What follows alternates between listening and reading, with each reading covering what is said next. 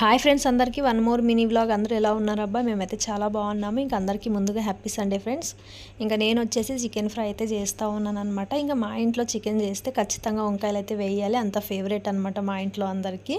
ఇంకా అందుకే ఈరోజు కూడా వంకాయలు అయితే పెట్టేసి చికెన్ ఫ్రై అయితే చేసుకుంటూ ఉన్నాను. ఇంకా మా పిల్లలు వచ్చేసి ఈరోజు సండే కదా, ఇంకా నిన్న సాయంకాలమే మా అమ్మ వాళ్ళ ఇంటికి వెళ్ళారనమాట. ఇంకా నేను మా వారు ఒకటే ఉన్నాము ఇంట్లోనే వచ్చేసి. ఇంకా మేము ఒకటే చికెన్ చేసుకుంటూ ఉన్నాము అనమాట.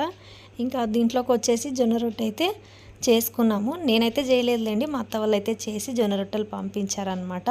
మా ఆయనకు చాలా ఇష్టము. నేనైతే పెళ్ళైన కొత్తలో జొన్న రొట్టెలు అంటే నాకు అదే గుర్తొస్తుంది. నేను ఆయన కోసం కష్టపడి జొన్న రొట్టెలు చేసేది నేర్చుకున్నాను అనమాట.